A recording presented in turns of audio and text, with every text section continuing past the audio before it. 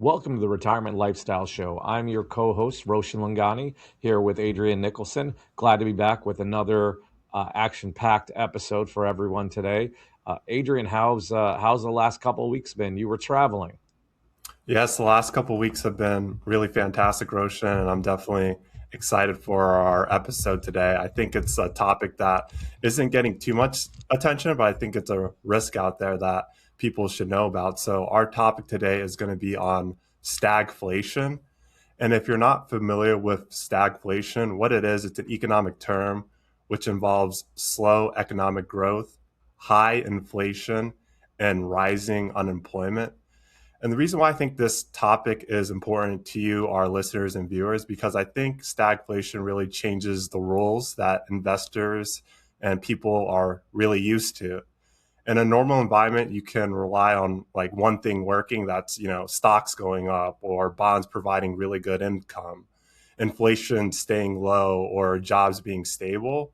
But stagflation really turns everything really on its head. And I think that's why I think our topic today is going to give you, our listeners and viewers, some really valuable information, because in a stagflation type of environment, those things that I say people really rely on, like the market's doing well, income from bonds, low inflation, some of these things really stop working. And the reason why that matters is because your cost of living could start to rise, your income and purchasing power could be less powerful, your expected investment returns might start to go down, and there could be little margin for error in this type of environment.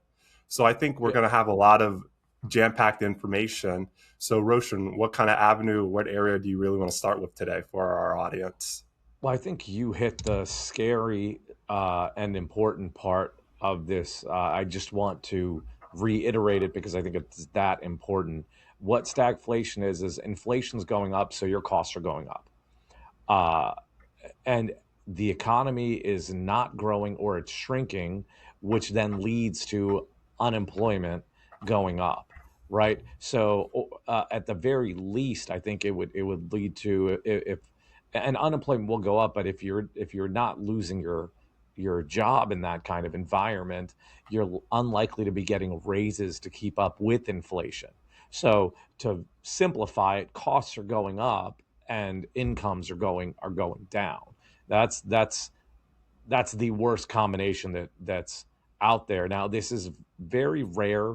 It doesn't happen frequently, and it's the opposite of just normal economic theory, right? Usually, the economy has a healthy amount of inflation, and employment. Then people get raises to stay in line with inflation, and employment goes up, and everything is really good. Or if the economy weakens and there's a recession. Usually, if there's a recession, there's not inflation, so the Fed's able to jump in and cut rates.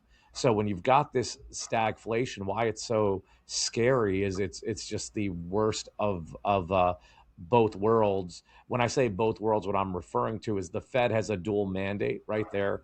Their job is to uh, keep unemployment levels low and manageable, keep inflation low and manageable, and that's their focus. Well, both of them are going the wrong way in the stagflation environment.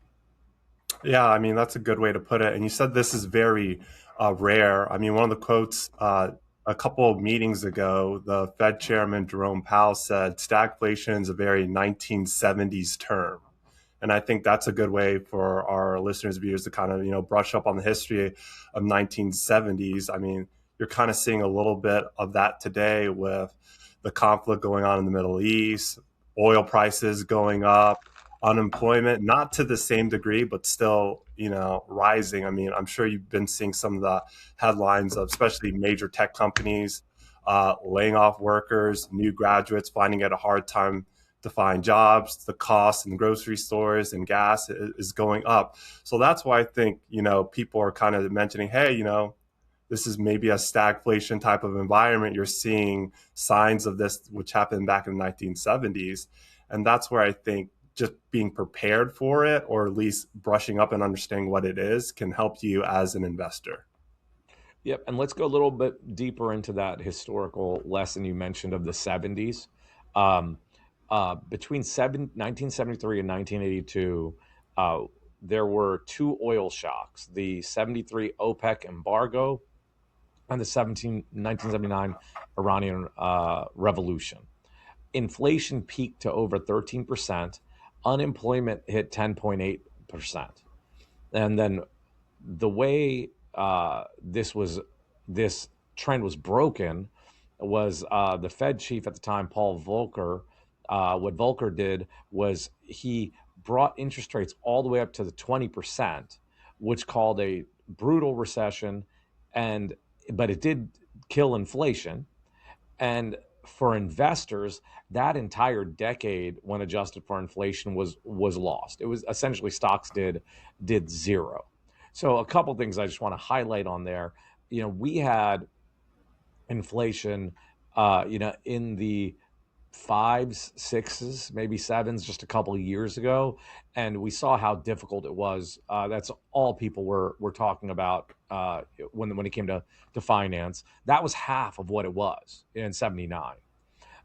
Next, I think about mortgage rates, right? And I have clients that'll still talk to me and say, "Well, I remember when my mortgage was like 18%, right?"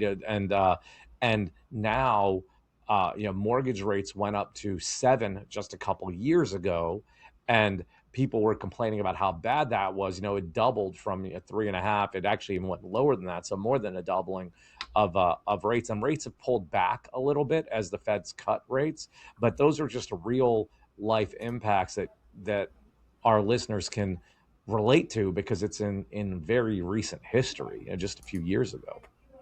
Yeah, and you mentioned two things. I mean, stocks had that lost decade period of just little to no returns. I mean, that's something too that you need to consider if you think stagflation is a very, very, very big risk. That's something that you need to plan for.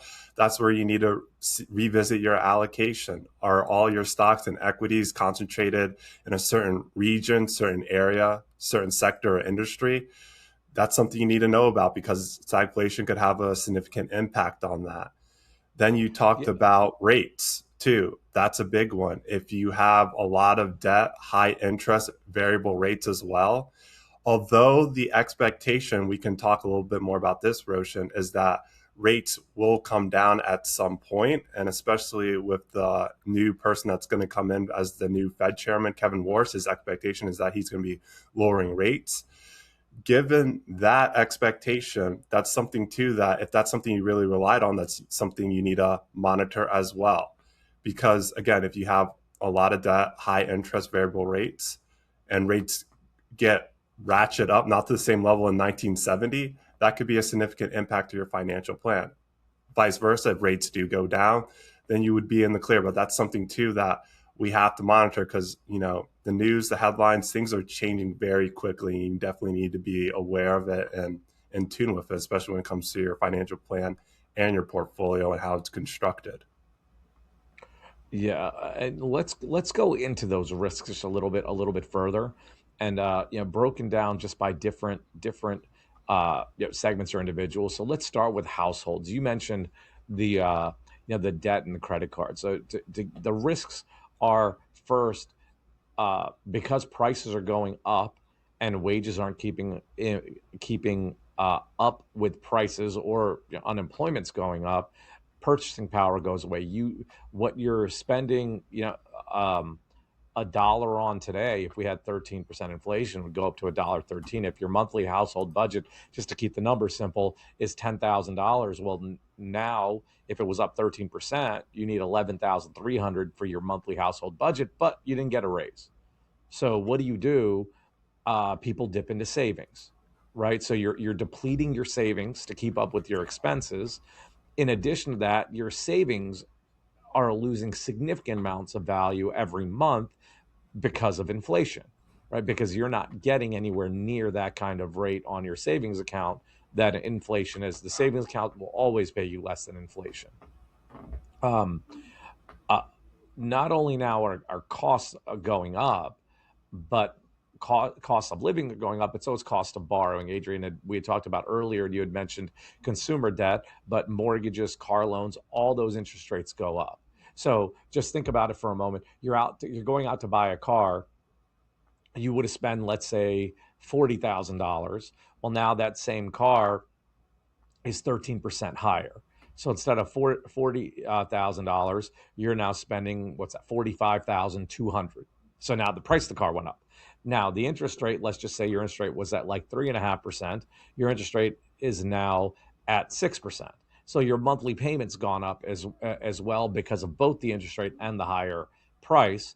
And then finally, for individuals, what I have on the list is that if you're near retirement, or retired, your portfolio is not keeping up with inflation, right? The stock side of your portfolio is not going up in this environment, and then the bond side of the portfolio is likely not keeping up with inflation as well. So this is you can see why this is so scary and so bad for any economy. Right? This is crushing to the economy for the individual. And I think Any that's items to add, Adrian, before I go on to the business side of well, things? this is where, and I'm not sure if this is what you're leading into, but where diversification starts to be talked about more outside of just, let's just talk about like the 60/40 approach where, I'm in stocks and I'm in bonds. When people talk about, stagflation, that's where new like areas of investing start to come in. And this isn't investment advice. This is just things that people look about and talk about, and mostly education when it comes to stagflation. And that leads to people, looking more domestically and internationally when it comes to their stocks, or looking at certain like commodities like gold and silver, or looking at value stocks, dividend stocks that pay you income, having different income streams. So that's a lot of different areas that, if your portfolio isn't constructed or built towards, in a stagflationary environment, you might not have the returns, or you might not be able to keep up and compete with inflation or the rate of return that you baked into your plan. Yep, and that's definitely something I want to go over as we go through the risks, how to structure a portfolio for it. Always my favorite part. Just a little bit more on the risk side with the background. I got just a couple other groups for businesses. You've got margins being compressed, meaning your costs are going up, but your demand is falling. Consumers, your costs are going up, but people are buying less because the prices are higher. And I'll just go through this quickly and we can move on to that next segment, Adrian, that you have in mind. But so it makes it hard for businesses to plan how they're going to spend money. And all that's a cycle that leads to layoffs, which makes the entire stagflation cycle continue to get worse. So it's something that you've got this like negative feedback loop where it's continuing to spiral and make itself worse. For policymakers, the Fed, they've got to focus on price stability or full employment. I mentioned that that's their dual mandate. Well, the Fed's in a lose-lose situation. You cut rates, you increase inflation, right? You raise rates, you're going to increase unemployment.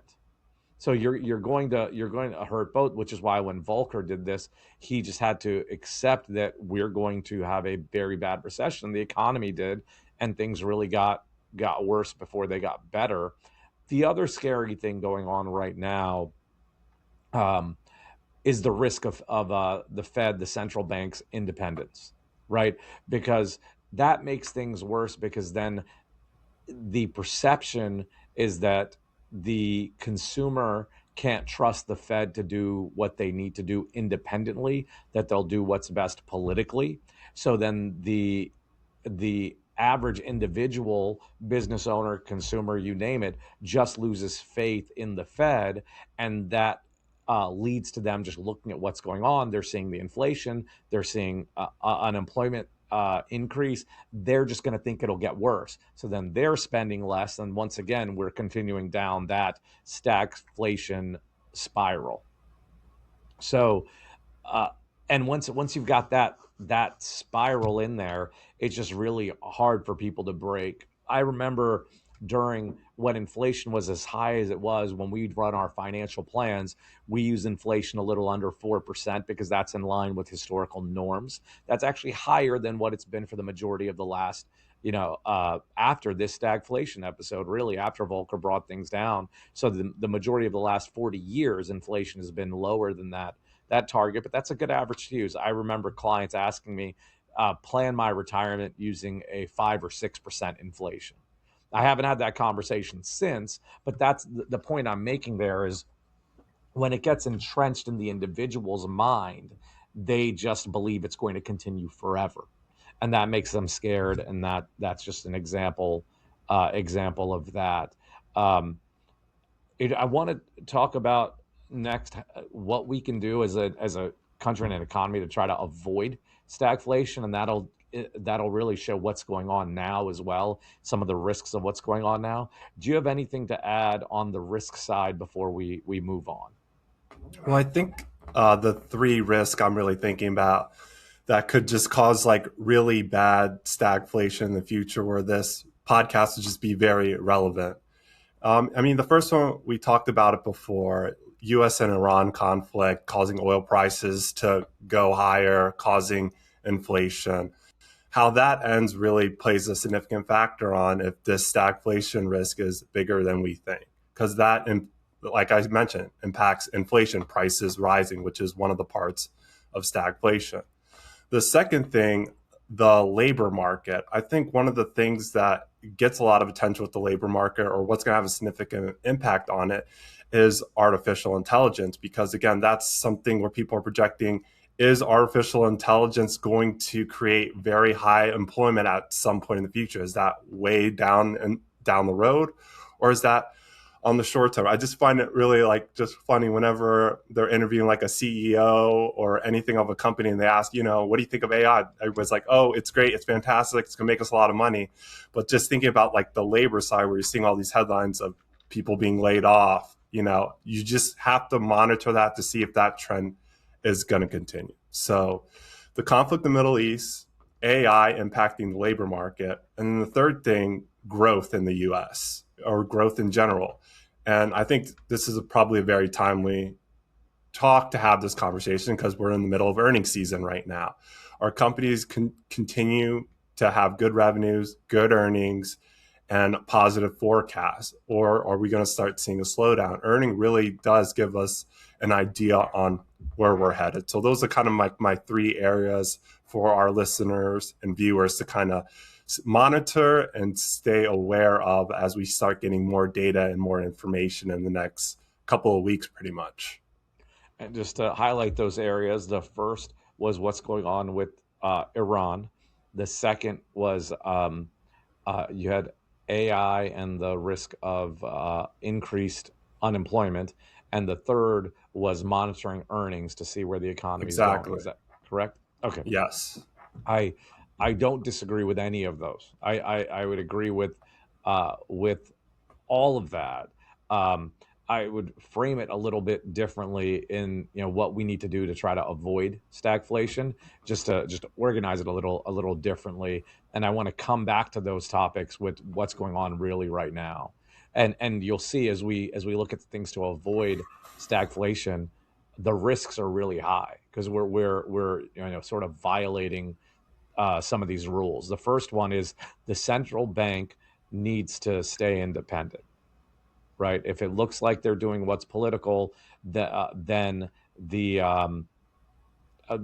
individuals, business owners that are going to be the ones spending money won't necessarily trust what the Fed's doing, so they're going to be more cautious. Next, now that's not one of the ones that you had mentioned. The next one is it's avoiding supply shocks.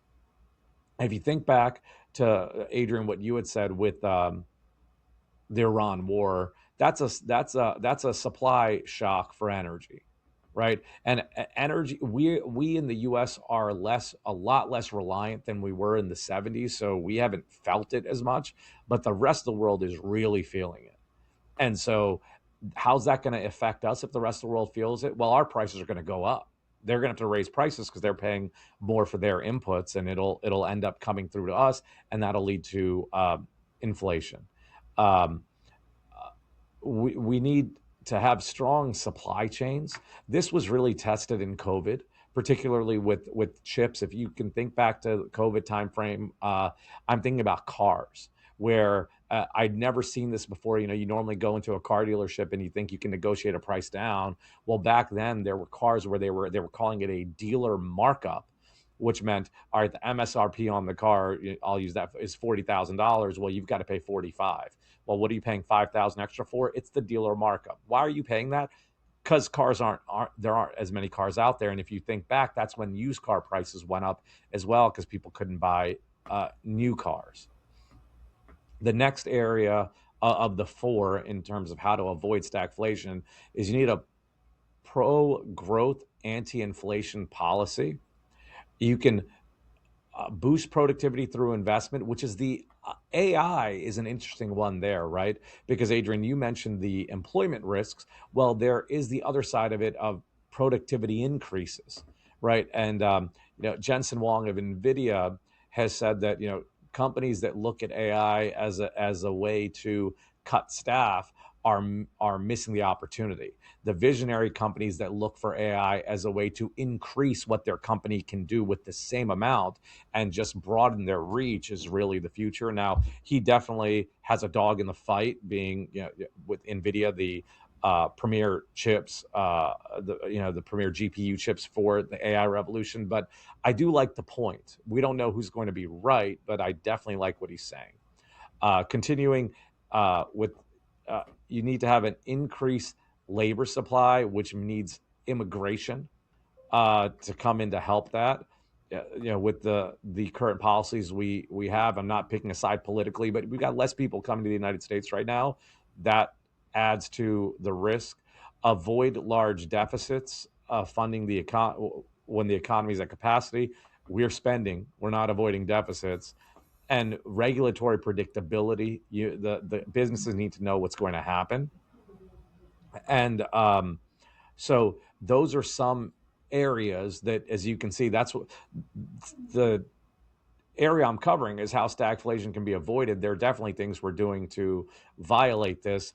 Let's talk about the U.S. economy and what's actually going on, and the risks of stagflation. Adrian, do you have anything else to add on the steps we need to do to avoid it before I go into what our current risks are in the economy? No, not right now, but I'm definitely curious on what this next part is. I'll definitely have something to add. Okay, so just a couple things to start. You've got Bank of America, Goldman Sachs. They're all kind of saying right now that we're either at risk of, or we're currently in some kind of mild stagflation, I believe is what Bank of America has said. The Fed has also said this is a real risk, with Jerome Powell saying that in his after the last Fed meeting. But let's go through some of the numbers. Uh, Inflation, CPI was at 3.3, the highest. This was in March of 2026, the highest since May of 2024. It jumped from 2.4%. That's a 0.9% jump, right, in the month. Core CPI is 2.6. That pulls out energy consumption, et cetera. But the Fed's target is 2, right? That March jump was driven primarily by energy prices. Gas was up 18.9%, right? So huge jump. And then tariff pass through to consumer prices are about 50% of the recent estimates, higher than 50%. So inflation's going up, and that hopefully it can be manageable. But back to what you had said, it really is only manageable if we're able uh, to finish this Iran war. It's got to end soon to manage that inflation. Um, any thoughts on inflation before I go on to the labor market statistics? Well, I think Again, it's just going to take some time for this data to actually go to economists and investors, and that's something too that you just to be aware of, because there's been a lot of like changes geopolitically, overseas infrastructure. So just it's going to take some time for us to really see this work through, and that's why I think just learning about it and staying ahead of the curve is something that can help prepare you for it until it actually happens. Yeah, that's exactly what we're here to do, right? Hopefully, we can help our listeners be prepared and make some good decisions with their portfolio. Um, Labor market unemployment is 4.4 to 4.6 range. The economy shed 92,000 jobs in February. It's the first major negative print in the cycle. Tech layoffs are continuing. Job openings have collapsed from the post-COVID level. Now there's roughly equal amount of job seekers as there are opportunities available. So I remember towards the while things were opening back up after COVID, there was a point where there were two jobs for every job seeker, right? So you, as someone looking for a job, could find something relatively quickly, and you had the power to negotiate, right, to get a higher wages. Well, that has turned, right? That's turned. Next on growth, GDP growth. Um, it's projected to be 2 to 2.4% based on the Fed and the IMF. Bank of America cut its 2026 forecast by 50 basis points to 2.3% due to the Iran shock. And the OECD expects growth to slow even further in 2027 to 1.7%. So going back to just to what we had said earlier of stagflation, inflation going up, the data's backing that up. Uh, Unemployment going up, the data's backing that up, and economic growth declining, which is what the projections are backing up right now. So we are uh, all three of those areas don't look great. That being said, putting it into context, we're only looking at a couple data points, right? We don't necessarily have a trend yet. We've got some data points that are concerning. Um, and the areas everyone's focused on, Adrian, you started about this one, the Iran war and oil prices.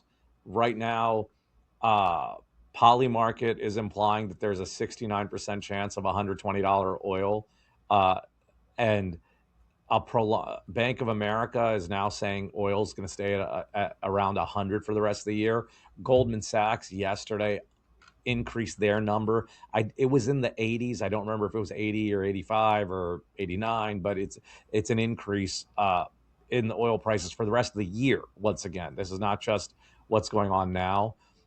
The other areas of focus right now is the Fed transition. Powell's last meetings in May.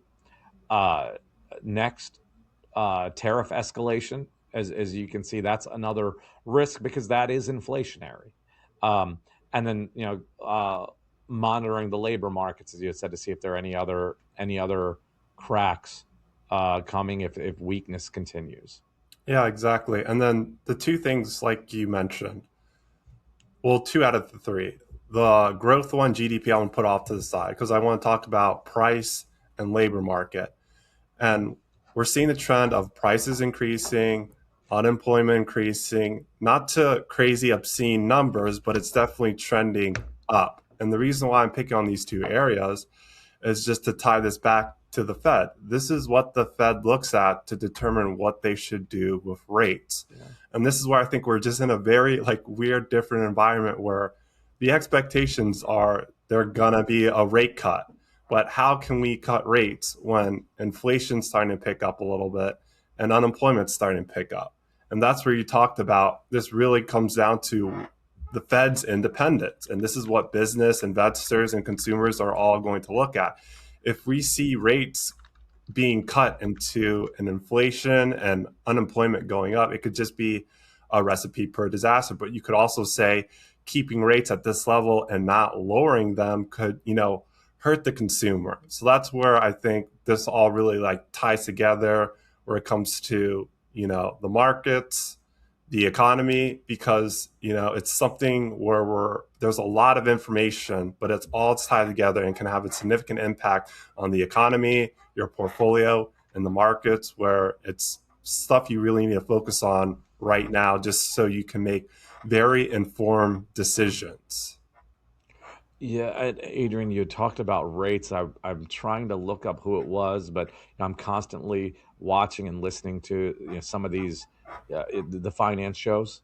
It was definitely Fast Money yesterday on CNBC, where they had someone. I wish I could remember who it was on that was actually saying that they believe that there'll be rate hikes, right?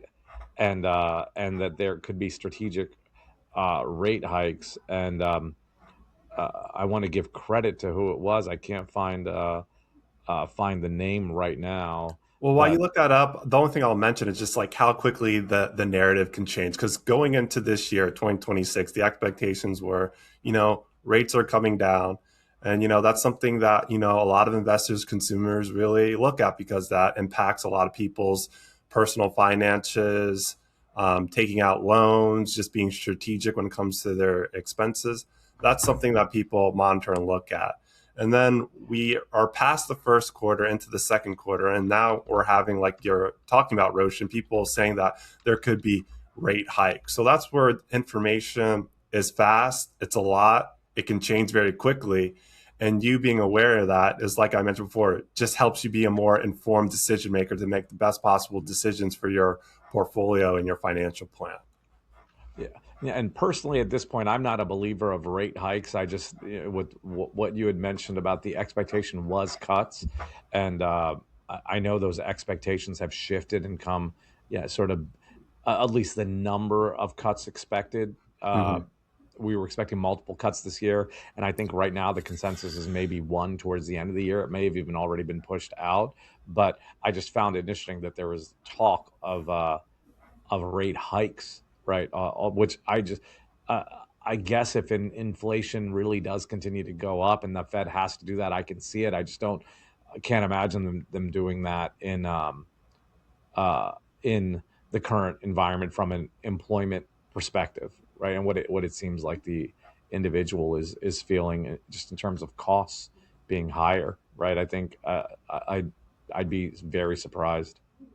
Yeah, we'll definitely see what happens because obviously this impacts the bond market a lot. And that's really just the key cornerstone right now with the US economy and the market because, they're just so rate sensitive.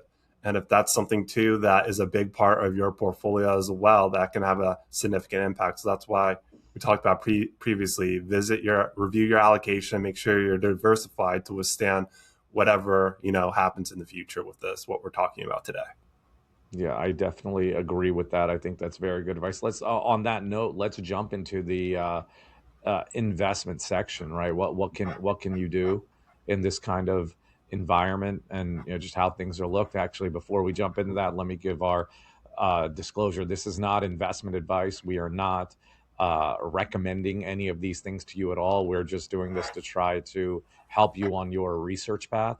If you need help from an advisor, feel free to reach out to us and we can help build something custom towards you. For you, speak to your investment advisor, tax professional, etc. Once again, this is not investment advice. But starting at the top, um, his, sectors that typically do well in stagflation. Here's an interesting one: energy. Right? Usually, this kind of stagflation scenario is driven by an oil shock, which is the current concern. Energy producers are a natural hedge for that. The concern on that, though, is energy's already gone up so much, right? If you believe that stagflation is the way to go, I don't necessarily think you're late for that. But if you're if this as well as some of the other ones we'll go over, very interesting debates on this. What are your thoughts on the energy being the first area to look at? Well, just it makes sense with everything that's going on geopolitically and the economic background and where really the momentum and gains have been this year. I think that is interesting what you said. Like, again, the energy sector has been performing very well this year. That doesn't mean it can't continue to do well, but it's just if that's an area you're going for maybe diversification or stability or value, you really have to do a deep dive on your research just to see, is the value really there, depending on if it's a specific company you're looking into, or see what they come out with earnings and what they're saying. I think that's a good starting point. Yeah, yeah, that is for sure. Next area, precious metals. Gold has been the best performing major asset class in inflationary low real environments going back to low real rate environments going back to 1970. Um, Interestingly, though, as we talk about gold, and, similar to our energy story, gold over the last 5 years is up over 150 percent, right? Comparing that to the S&P 500, that's up 70% over the last 5 years, right? So I don't know about gold as far as just with all of these, right? Is it too late if you believe in stagflation to go here? I really don't know the answer, but when you see that kind of outperformance versus the S&P, you can't help but at least wonder that. Yeah, and I think it comes down to if we want to talk about and get a little technical with portfolio construction, seeing how much you have weighted to a certain sector or asset class is very key. It really just depends on your financial situation, your time horizon as well, and what kind of investor. Are you somebody that's very aggressive, like being all in stocks, more moderate, have stocks and bonds? And maybe this is where you look into certain commodities as well, or a conservative investor where you just want to get the highest yield and take little risk. This is where it comes a little bit more dynamic, where you're trying to see maybe if in the beginning of this year, if you were allocated a lot to gold and you experienced some of those strong gains you had, your portfolio may be weighted a lot towards commodities, and maybe that's something you're not comfortable with, and that's something that where you have to look at. But diversification and seeing how that really ties into who you are as an investor going forward is really crucial when we're talking about scary topics like, high inflation, rising unemployment, geopolitical tensions. Now more than ever, you need to make sure that your portfolio is constructed in a way that fits you as an investor. Uh, I think that is one of the most important points we've made throughout this, right? You'd mentioned diversification, completely agree, but the fact that you've got to make sure the portfolio fits you as an investor, I think is very important across stagflation at all times. Uh, for our consistent listeners, you've heard me say this many times before that there are many ways to profit from the investing world. You've got to make sure you're comfortable with the portfolio because you're tested when things go down. And you've got to make sure that if things go down, you're comfortable with that portfolio mix allocation, et cetera. Um, the next sector that stands out is consumer staples, which are defensive areas. People keep buying, toothpaste, food, detergent, regardless of the economy.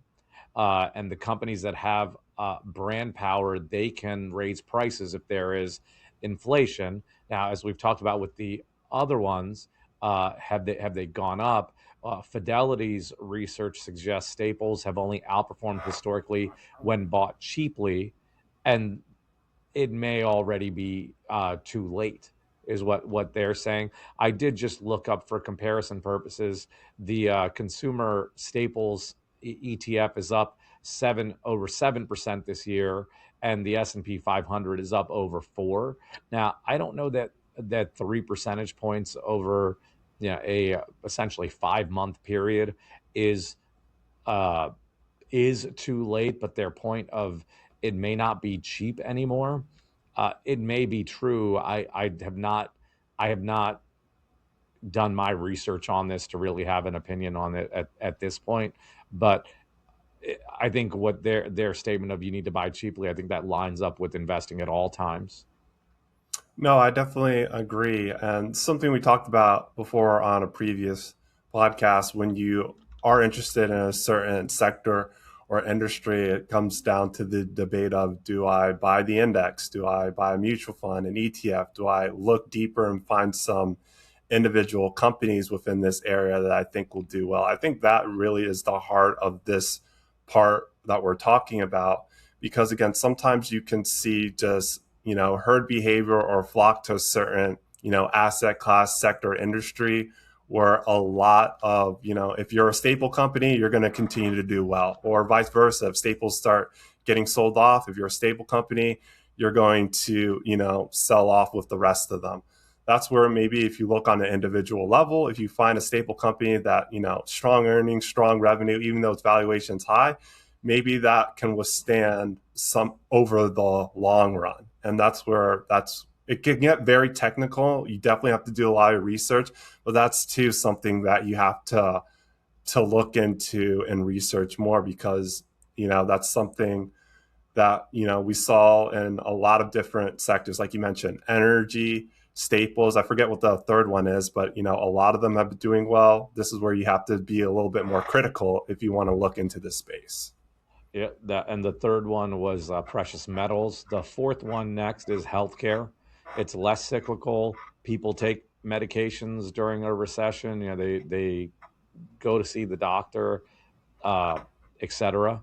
And just as we're looking at comparative performance, I'll add that one in as well for the year to date number, just so we can see how that's done. And the healthcare is up. Actually, healthcare year to date is down 6.83%. Yeah, that's interesting, Interesting. because I do follow, healthcare, pharmaceutical companies, and biotech. And really, I'd say for pretty much for the past 5 years, there have only been just like a handful within those spaces that have been doing really well, where the index, ETFs, and mutual funds as a whole haven't been really experiencing the strong gains that certain other sectors or the markets have been doing. That's something too that I'm wondering, is that going to change? Is that trend going to continue? It's definitely going to be something to monitor as well, because it has been getting the attention like energy has, or technology has, or staples this year. That's too where you could just hunt to see if you can find something that is a good fit for your portfolio. Yeah, and Adrian, a couple episodes ago, we recorded after I'd come back from that conference, and there was an analysis there of it was of drug companies, right, in the healthcare space. And I don't remember the exact numbers, but the bottom line was the ones that outperform are the ones that have a pipeline of something new. The ones that are acquiring something new and don't have a good pipeline are underperformers. So your point of you've really got to be a stock picker, I think it lines up well, not only for the sector but for the current market environment, and if you're looking to prepare for the risks of stagflation. Yeah, and I'd say too, I would say healthcare, biotech, pharmaceutical companies too.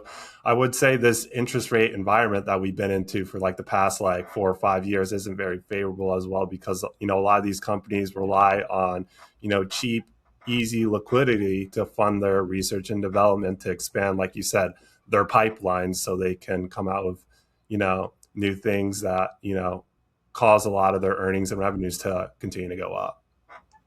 Yeah, yeah, I definitely agree with you on that. Let me go next on my list here. Um, we talked about this is an interesting one for me in particular, utilities, right? And uh, with utilities, what's interesting to me here is that yeah, the whole point is they pay a good dividend. They can pass through any increases in rate hikes. And Adrian, you mentioned AI earlier from an employment perspective. Well, there's been a lot of talk of the electricity needs of AI, and that could be an opportunity for with some of these utilities as well. So there is a little bit of a tailwind there. The note, though, is utilities.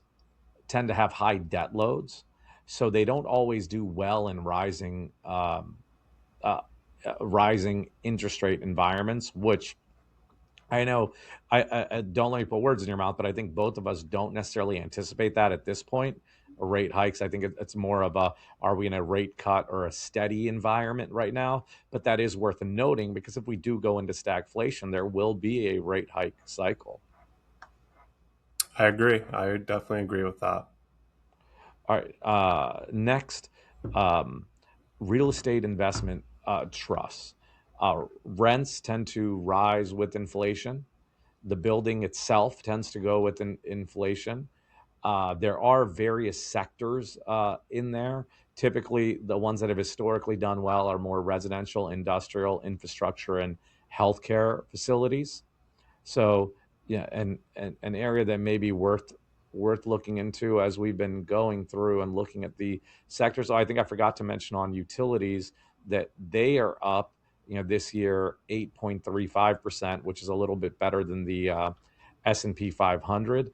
Let me give you the same comparison for the real estate investment trusts right now, and then Adrian, you can tell us what, if Yeah. you'd Well, like the to one add thing I'll anything. add is, we're starting to talk a lot about certain sectors, industry, companies, for example, energy, staples, and now real estate investment trust and utilities. Typically, these are companies and sectors, that industry that pay dividends. So this is where that income comes into play, which is, very important if this is the type of environment we're going to be, or in the future. Having, continue income and dividend into your portfolio can help withstand any, drawdowns in the market, and provide that extra stability in your portfolio. So it makes sense, or maybe it can be foretelling on why people are starting to move to these sectors to get this, this yield in their portfolio. Yes, that is for sure. I don't know. I feel like when the Iran war started, you saw that sector go up, but in the last month or so, I don't believe that's been the case. As far as the dividends area going up. Um, I will add one just to check. So that performance for the real estate investment trusts were up about 7% this year. And Adrian, dividend stocks are another one that I've got on the list, and they are up, this year higher than the S&P 500. So that a lot of that gain was post-war. Now, if I look at more like a 1 month target, they are underperforming. So year to date, you're seeing that with the dividend stocks, as you mentioned, you were seeing that outperformance. But in the last month, the S&P has really just taken off, and the dividend stocks have not kept up, but they're still doing better year to date. So just another point for what you had said, another area to highlight for what you just said. And then second, I think you've mentioned a few times being diversified. I think that is another point here. So we talked about dividends. Next, inflation protected securities like tips typically do well in inflation. I remember a lot of clients looking into buying the I bonds directly from the Treasury, where you could get. I think it went close to 10%. I don't remember if it went. I don't know if it went over, but 10% on an inflation protected bond, 10% on a bond is treasury bond is really good. So that's the next area, looking at inflation protected securities like tips from the U.S. government that you can get. Yeah, I mean, what I'm thinking about right now, just you just think about where the indexes are, like the S&P 500, the Nasdaq, the Dow Jones, and everything that's going on right now with the economic backdrop that we talked about today. It kind of just makes sense where people are just looking around for, where's the opportunity, where's the safety, where's the income, because right now, just, the growth has been there, but again, you can't just find it in one area where, not too long ago it was all about like technology, AI. growth sector, that's what you're looking at. Now investors are tasked with looking at different areas to see how they fit within their portfolio to give them that, advantage or that edge right now. So I think that's where this, podcast really provides a lot of value, is just, broadening your investment horizon, because, one strategy or one portfolio that you constructed, a while back might not be performing up to the standard that you want going forward with everything that we talked about, as far as the risks that are out there. Yeah, completely agree. Agree with that. And going back to the diversification piece that you had said, I've got a couple more defense stocks. Given that the current stagflation scare is partly due to war, defense stocks might have an opportunity. Now, what's interesting about that sector overall, I was surprised that it's actually down this year to date. It's actually down, and in the last month it's up slightly. I just was very surprised that I would have thought that would have been positive. Next, I've got on here commodities in general, right? They if inflation is an issue, commodities tend to go up in value, and I'll check what that has done this year so far. That sector, that commodities uh, sector ETF is uh, wow, up 35% this year. So that's a huge jump. Did not expect that big of a move there. Next, we've got managed futures and alternative strategies. They did well in the 70s and in the 2022 inflation spike. Um, I'll look at how they've done so far this year as well. And when we look at that, they're also outperforming the index, up about 14% on the year. We mentioned and then the dividends, which you mentioned already, were the last thing uh, on the list. A couple things to really monitor closely, a few areas to monitor closely if this is the environment you're expecting. Long duration government bonds, their values go down as rates go up. Um, Speculative growth stocks, they tend to need cheap capital. When you have higher inflation and higher interest rates, that goes away. Highly leveraged companies with floating rate debt don't do very well, because as rates go up, their debt goes up. Uh, Long duration bonds, corporate bonds, I'd mentioned the government, same for the corporates. When rates go up, prices go down. Um, Holding cash, like actual physical cash, you've got inflationary environment, you're losing purchasing power. Discretionary expenses, retail, discretionary travel, those tend to get hit. And then highly cyclical industries that depend on cheap credit also tend to get hit in this kind of environment. So just a list of areas to research, a list of areas to avoid. But as I said earlier, this is not investment advice or recommendations at all. Um, Adrian, any thoughts to add? I do have some ideas beyond investing with personal finance to look into, but any areas that you have to add? No, I think I went everything over. I'm definitely curious to see what other ideas you have. I mean, I definitely can be a lot. I know our viewers and listeners are like, talking about diversification portfolio construction, and we just give them a plethora of different investment ideas to look into. It's not like you have to own them all. It's just seeing what areas that you might not give a lot of attention to that could be very valuable for your portfolio. And that's why we wanted just to talk about it, just so you know about it, to make that informed decision, which all investors and financial planners need to do, because you want to make decisions based on the data and your situation. I completely agree. This, as we keep saying, it's not investment advice. I mean, we haven't done anything in these areas either, right? This is just a part of our research process. And going back to the very beginning, I think it's important to study this and research it. But if you ask me right now, do I believe we are in a stagflation environment at this point? I'd say we've got to monitor it closely, but I don't know how much of a concern this is. Now, other areas of personal finance or things to think about: building your emergency savings. If you have a certain target, we will typically say 2 to 6 months on the individual. Maybe you go to the higher end if you're not, and if you're at the 6 months, maybe you go a little bit higher. Adrian, I think you mentioned this earlier, but variable rate debt, credit cards, home equity lines of credits, try to pay those down. Lock in fixed rate debt, mortgages, auto loans, those rates might go up. Um, Try to negotiate a raise if you can, right? Just with wages not lining up with inflation. Um, and there have been a lot of stuff talked about with developing additional skills or income streams if the labor market is softening.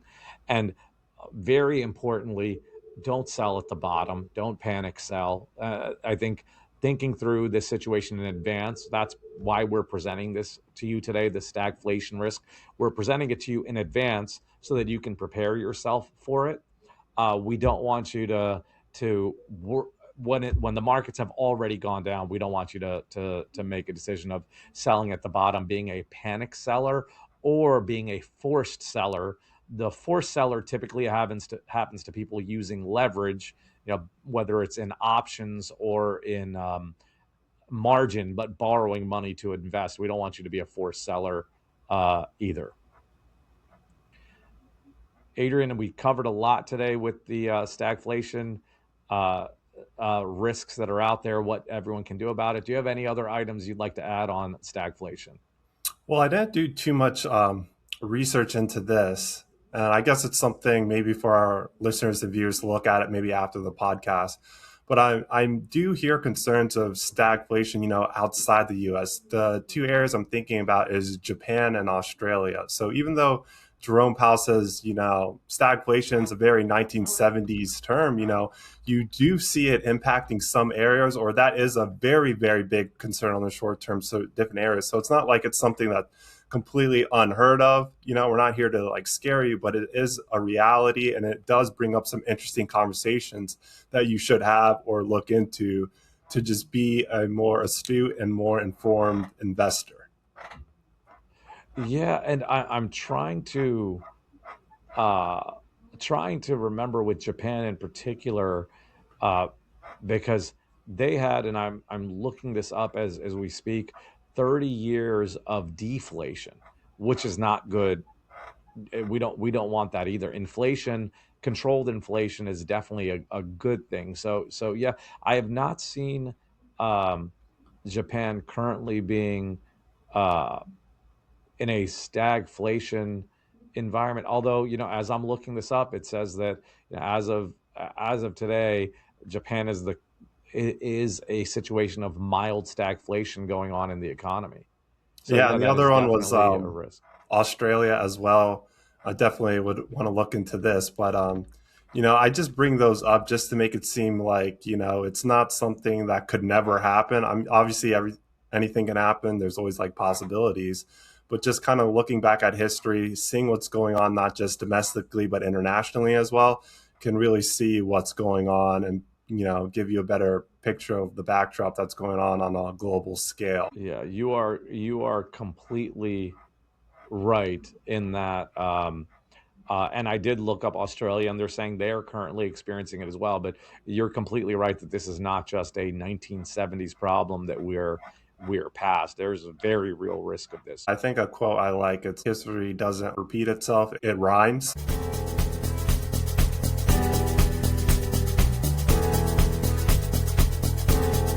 Schedule a conversation with Roshan, Adrian, or Eric today at retirementlifestyleshow.com. Roshan and Eric are certified financial planner practitioners. They, along with Adrian, are investment advisor representatives and serve clients across the U.S. with financial planning and investment advice through Arete Wealth.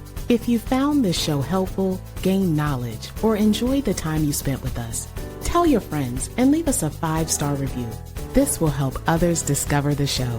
To access our show notes, to download any of the tools mentioned in today's podcast, to ask us a question, or to schedule a conversation, go to retirementlifestyleshow.com.